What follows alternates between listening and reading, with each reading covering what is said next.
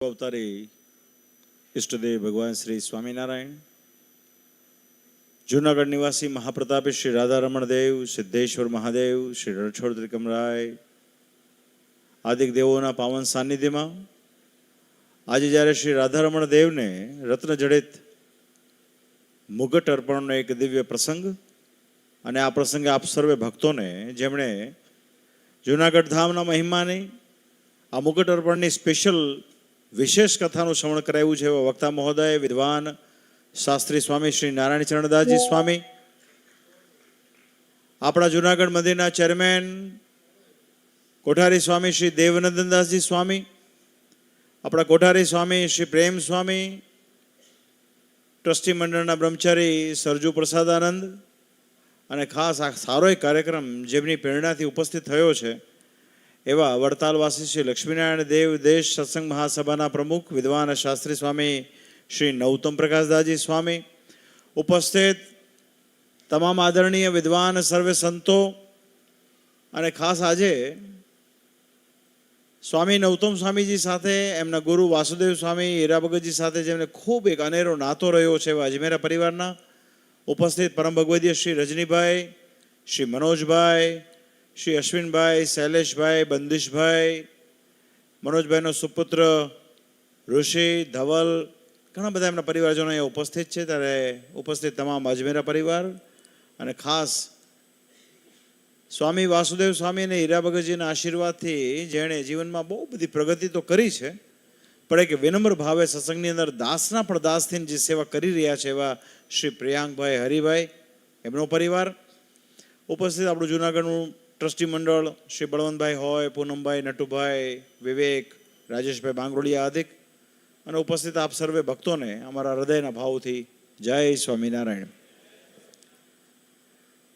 મનોજભાઈ, ભગવાન સ્વામિનારાયણની કૃપા હોય ને તો જ તમને આવો રૂડો સારો સંકલ્પ થાય, અને થાય તો ખરો જ, પણ પરિપૂર્ણ પણ અવશ્યપણે થાય. ત્યારે સમજવાનું કે ભગવાનની મારી પર બહુ મોટી દયા છે.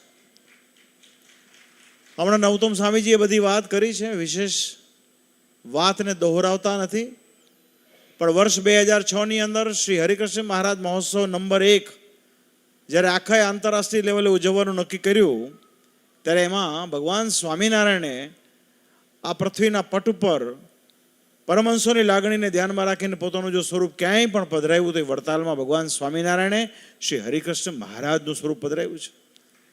અને હરિકૃષ્ણ મહારાજના મુકટની સેવા તમે પ્રાપ્ત કરી એટલું જ નહીં, બહુ શ્રદ્ધાપૂર્વક એકદમ વિનમ્રતાના ભાવથી, ગદગદ ભાવથી તમે મુગટનું નિર્માણ કરાવ્યું. જે મુગટ આજે આખા સંપ્રદાયમાં બહુ સુવિદિત છે, અતિ પ્રખ્યાત છે. ત્યાર પછી તમામ મંદિરોને વિશે મુગટોના નિર્માણ થયા, અલગ અલગ ઠાકોરજીના, ક્યાંક ઘનશ્યામ મહારાજના, ક્યાંક વિવિધ પ્રકારના, એ તમામે તમામ એ હરિકૃષ્ણ મહારાજના મુકટની પ્રતિકૃતિ રૂપે મુકટનું નિર્માણ થયા.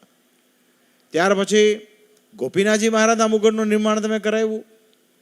ગોપીનાથજી મહારાજનો જે મુકટ બન્યો છે એ એટલો બધો અદ્ભુત બન્યો છે, એના માટે એવો શબ્દ વાપરી શકાય કે અલૌકિક બન્યો છે. એ મુગટના દર્શન થાય, ગોપીનાથજીના મસ્તક ઉપર એ મુગટ ધારણ કરવામાં આવ્યું હોય ને એ છબી, એ દ્રશ્ય એ આપણા અંતરમાં કોતરાઈ ગયું હોય ને કદાચિત દેહ આપણો પડે ને જો એ છબી યાદ આવી જાય તો નિશ્ચય ગોપીનાથજી મહારાજ આપણને તેડવા આવે એવો સુંદર મજાનો મુગટ તમે કરાવ્યો છે. મેં ત્યારે પણ તમને કહ્યું હતું કે શ્રીહરિના બાંધેલા 6 મંદિરો પૈકીના 2 સ્વરૂપોમાં મહારાજ પ્રગટ પ્રમાણ વિરાજમાન, આમ તો તમામ સ્વરૂપમાં વિરાજમાન છે, પણ એ ગોપીનાથજી મહારાજને વિશે ને હરિકૃષ્ણ મહારાજને વિશે તે બંને સેવા તમને પ્રાપ્ત થઈ. ત્યાર પછી નવતમ સ્વામીજીએ રજનીભાઈને વાત કરી, તે પ્રમાણે પ્રેરણા કરી. એક વખત પૂનમના દિવસે ઓફિસમાં બેઠા હતા, ત્યારે અમે પણ મનોજભાઈને કહ્યું કે મનોજભાઈ, રાધારમણ દેવ અને મદન મોહનજી મહારાજ બાકી રહે છે. ત્યારે મને કહ્યું કે મહારાજ, સંતોના આશીર્વાદથી ચોક્કસ એ પણ પૂર્ણ થશે. આજે એમણે પોતાના વક્તવ્યમાં કહ્યું છે. તો આજે શ્રી રાધારમણ દેવનો જે મુકટ અહીંયા અર્પણ થયો છે, અદ્ભુત થયો છે. ભાઈ, આપણા ભગવાન કેવા છે તો અનંત કોટી બ્રહ્માંડના ધણી છે, જેના રૂવાડે કરોડો કરોડો બ્રહ્માંડો ફરતા હોય એવડા મોટા ભગવાન અહેતુકી કૃપા કરીને કેવળ આપણા કલ્યાણ માટે પૃથ્વી પર પધાર્યા હોય, ત્યારે એ તો ભગવાનની જેની પર કૃપા હોય ને એને આવો સદવિચાર આવે કે પોતાની સદલક્ષ્મીનું આવું સરસ મજાનું દાન કરીને ભગવાનને રાજી કરવાની જે તક આપે પ્રાપ્ત કરી છે ને, તો નૌતમ સ્વામીજીએ તમને હમણાં જે વાવડિયા પરિવારની યાદી અપાવી ને, તે ખરેખર યોગ્ય કહેવાય. તો બહુ સરસ સેવા કરી છે. ખૂબ ખૂબ મારા ધન્યવાદ છે. વિશેષ તમારા ઘરેથી જે છે, બહેનો ભક્તોને જે ભાવ હોય છે ને પુરુષો કરતાં એ અધિક હોય છે. સદગુરુ શ્રી નિષ્કુળાનંદ સ્વામીએ કહ્યું કે હાલમાં સત્સંગની અંદર ભાઈઓ કરતાં બાઈઓની ભક્તિ અધિક છે. તેને વાસ્તવિક સ્વરૂપ જો કોઈ આપ્યું હોય ને, અમારા અજમેરા પરિવારના બહેનોએ આપ્યું છે. બહુ અઘરું હોય છે ભાઈ. હીરો તો હીરો છે, હીરો તો બધાને આકર્ષિત કરતો હોય, પણ એ હીરાનું ચૂઝ કરવું, ચયન કરીને એને સરસ મજાની ડિઝાઇન ફિટિંગ કરાવવું, અનેક વખત ધક્કા ખાવા, ઠાકોરજીને પરફેક્ટ લાગુ પડે છે કે કેમ એનું ધ્યાન રાખવું, અને એમ કરતાં થકા મુગટ બનાવરાવો, એ તો ખરેખર ભગવાનની બહુ મોટી દયા હોય ત્યારે થાય. તો ખૂબ ખૂબ મારા એ પરિવારના તમામ બહેનોને મારા ખૂબ રૂડા ધન્યવાદ છે. ભગવાનના ચરણમાં પ્રાર્થના કરું. એકથી એક ચડિયાતા મુગટ થયા છે. હવે જ્યારે શ્રી મદન મોહનજી મહારાજનો મુગટ થાય, એ પણ આનાથી વધારે શ્રેષ્ઠ થાય એવી મારી ભગવાનને પ્રાર્થના છે. આપણા મૂળ સંપ્રદાયનું આ ગૌરવ છે. આ તો જુનાગઢ ધામ છે. શ્રી સ્વામિનારાયણ સંપ્રદાયના શ્રી ગણેશ આ સ્થાનમાંથી થયા છે. આ સ્થાનમાં અનેકવિધ મહારાજે અહીંયા લીલા ચરિત્રો કર્યા છે. અહીંની પંચતીર્થી, ખાસ કરીને પંચાળા હોય, એ માંગરોળ હોય, એ પછી લોજ હોય, કે પીપલાણા હોય, કે ફરેણી હોય, કે જેતપુર, આ બધા જ સ્થાનો, કાલવાણી સહિત, આ બધાનું એક રિસેમ્બલ છે. આખા એક આપણા સંપ્રદાયનું એક વાસ્તવિક ચિત્ર કોઈ કથા દ્વારા આપણે સાંભળતા હોઈએ તો કથા દ્વારા સાંભળીએ એટલું જ નહીં, વાસ્તવમાં આ બધા તીર્થો છે આપણી પાસે. અને શાસ્ત્રમાં એવું કહેવાય છે કે પ્રગટ ભગવાનના સંબંધને પામેલું જે સ્થાન હોય ને, પ્રગટ ભગવાનના સંબંધને પામેલી જે બાબતો હોય છે, એ જ વાસ્તવિક હોય છે, એ બહુ સ્પર્શતી હોય છે. તો આ સ્થાનમાં આપે સેવા કરી છે. ખૂબ ખૂબ ધન્યવાદ છે. અમે તો દેવના આચાર્ય છીએ મનોજભાઈ, એટલે દેવની જેટલી સેવા થાય ને એનાથી અમારાથી વધારે રાજી કોણ થાય. તમે બહુ હૃદયથી તમને ધન્યવાદ આપીએ છીએ. ભગવાનના ચરણમાં પ્રાર્થના કરું, જેણે જેણે સેવા કરી છે સૌ ધન્યભાગી થયા છે.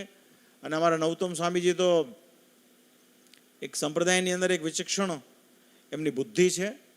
દેવ માટેની એમની જબરદસ્ત નિષ્ઠા છે. એ કાયમ વાત કરતા હોય. ગઈકાલની જ વાત છે, કૌશલભાઈ આવ્યા હતા. મને કે મહારાષ્ટ્ર આને એવા આશીર્વાદ આપો કે આ કરોડોની અબજોની સેવા મૂળ સંપ્રદાયમાં કરે. તે જ પ્રમાણે અત્યારે જ્યારે પ્રિયાંકભાઈ અમારી પાસે આવ્યા હાર પહેરવા માટે, ત્યારે એના અંતરમાંથી એક શબ્દ નીકળ્યો. મને કે મહારાષ્ટ્ર આશીર્વાદ એવા આપો કે આ મૂળ મંદિરોમાં, મૂળ સ્થાનોમાં મારી લક્ષ્મી સદાયને માટે વપરાય અને આવા અનેકવિધ પ્રસંગો મારા દ્વારા થાય. આ બહુ મોટી વાત છે. તો ખૂબ ખૂબ આજનો વિષય, આજનો પ્રસંગ બહુ આનંદનો છે, પ્રસન્નતાનો છે, આશીર્વાદ આપવાનો છે, શુભકામના આપવાનો છે. તો જ્યારે હવે રાધારમણ દેવના ચરણમાં જશું, શ્રી સિદ્ધેશ્વર મહાદેવ, શ્રી રણછોડ ત્રિકમ રાય, આ બધા અદ્ભુત અદ્ભુત સ્વરૂપો છે. આ તો ભગવાન સ્વામિનારાયણનું વચન છે કે અમે આ મૂર્તિઓમાં સદાકાળ રહ્યા છીએ. કોઈ પણ ભક્ત નિર્દોષતાપૂર્વક આ મૂર્તિઓ પાસે આવીને જે કાંઈ સેવાની માંગણી કરશે ને, એ આ મૂર્તિઓમાં રહ્યા થકા અમે માંગણી પૂર્ણ કરશું. એવા પ્રતાપી દેવો આપણી પાસે છે. તો ખૂબ ખૂબ આપણે બધા એનો લાભ લઈએ. અંતમાં અમારું ટેમ્પલ બોર્ડ બહુ સક્રિય છે. ચેરમેન સ્વામી દેવનંદન સ્વામી વર્ષો સુધી અહીંયા સેવા આપી ચૂક્યા છે. પ્રેમ સ્વરૂપ સ્વામી બધા ઉત્સાહી છે. રાધારમણ સ્વામી, વિવેક સ્વામી, ઘણા બધા જૂનાગઢના સંતો અહીંયા ઉપસ્થિત છે. માધવ સ્વામીજી ખાસ આવ્યા છે ઉનાથી. તો આ બધા સંતો દ્વારા સત્સંગના ખૂબ સારા કાર્યો થાય એવી પણ અમે આશા રાખીએ છીએ. અને ભગવાનના ચરણમાં આજે એવી પણ પ્રાર્થના કરીશું કે જ્યારે જૂનાગઢના શ્રી રાધારમણ દેવનો દ્વિશતાબ્દી મહોત્સવ આવે ત્યારે આખા વિશ્વમાં જૂનાગઢ ધામ રાધારમણ દેવનો પડઘો પડવો જોઈએ. તો ભગવાનને એ જ પ્રાર્થના. અસ્તુ. આપ સૌને પુનઃ અમારા ભાવથી જય સ્વામિનારાયણ.